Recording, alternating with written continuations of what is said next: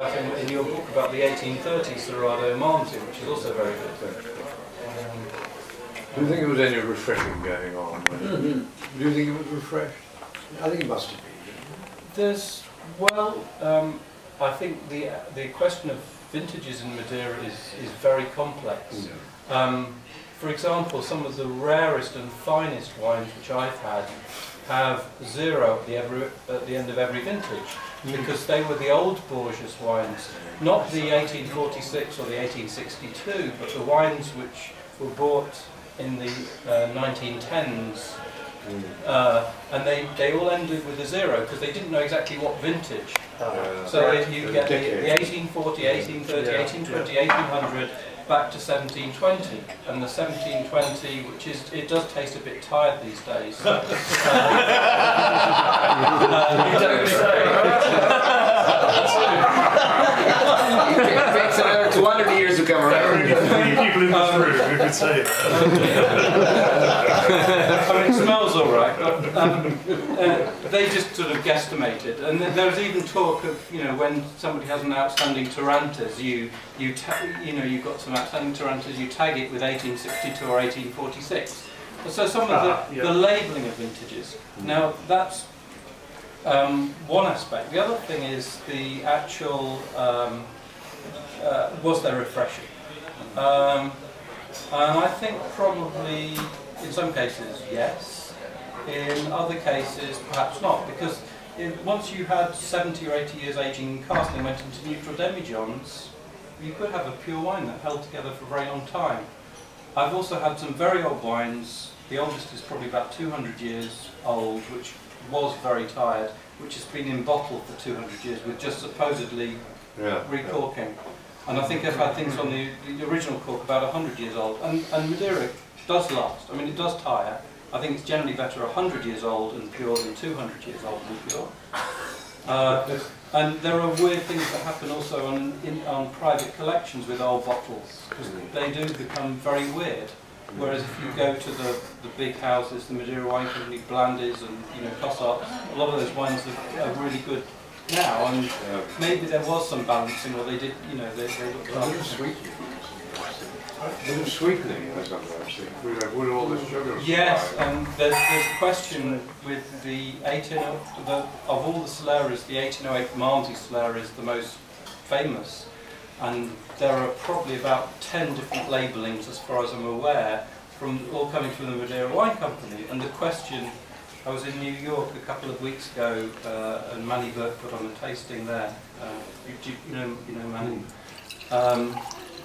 And the question came up, are these all the same wine, just bottled at different periods? And I said, well, I've had opened multiple bottles together, and the Cossart is definitely a lot drier than the Leacock or the Blandis or the Rutherford and Miles.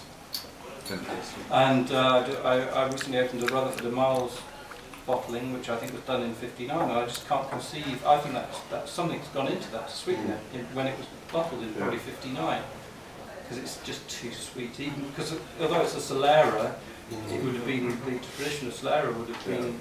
It was not topped up very often. But have you been to Savannah? I've never been to Savannah, but that's a different legacy though. That was sort of aging things, showing them light, and those wines haven't survived at all. The few I've tasted from the Goulet family, and there were living wines like Soleras were. Solera were issued like sherry Soleras for drinking now, not for keeping another 50 or 60 years then drinking.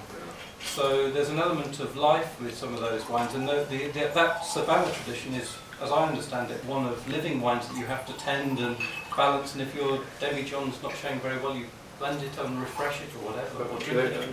In Savannah, Georgia, actually there are few wines left, but a big tradition of wines that are named from the ship that was always the name of the ship, the name of the captain, then the name of the person who first bought the wine when it was landed, and sometimes these names go on and on, like because the wine is named to have gone from this family to that family, and on and on and on. And they did actually have these aging rooms in the tops of the houses, on the reverse of a cellar. In Georgia. And light with, you know, like a studio with big windows.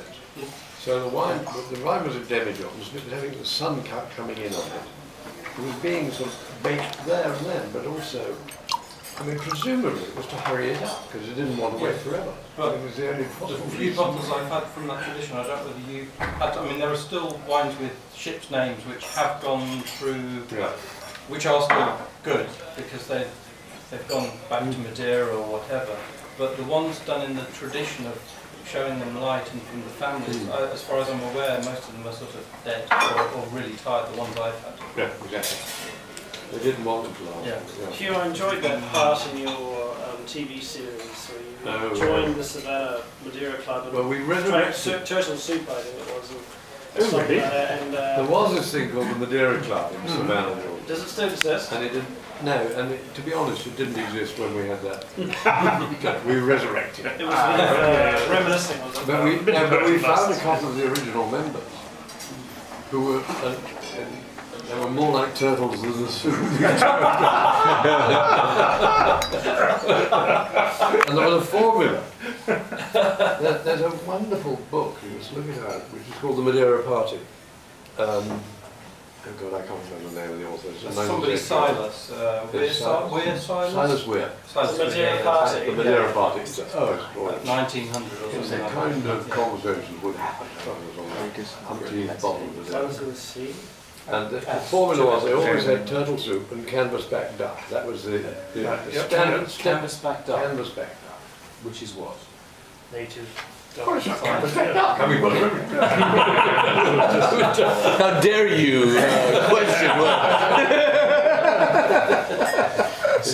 sustainable packaging. I think it's something I'm worried about. It's either a type of duck or duck served with a webbing canvas over the back.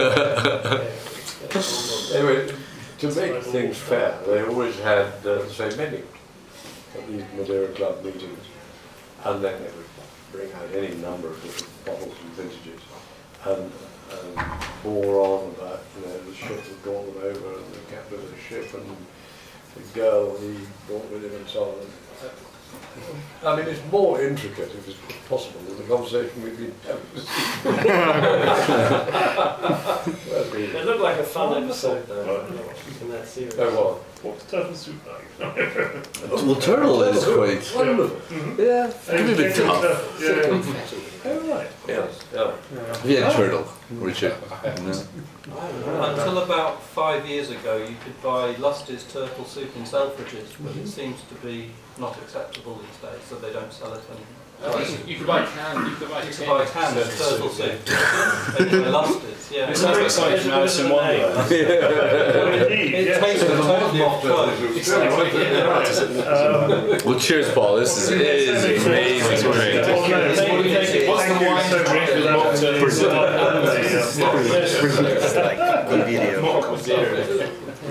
with Yeah, the acidity is fierce. There's a lot of acidity in it, but I tell you something, it's more refined. Remember that Boal tasting you did a couple of years ago? yeah.